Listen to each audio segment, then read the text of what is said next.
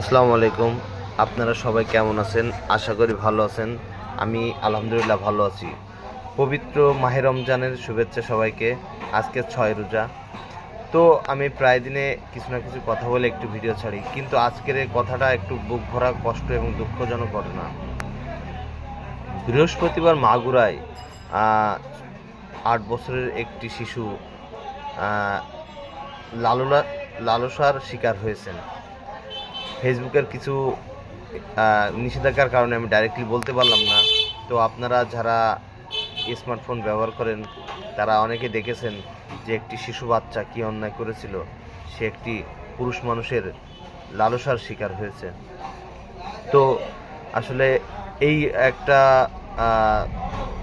পবিত্র মাস এবং রমজানের মাসে এমন একটি ঘটনা ঘটেছে, খুব দুঃখজনক ঘটনা।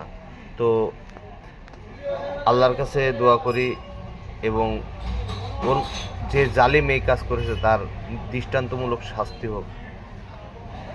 আসসালামু আলাইকুম।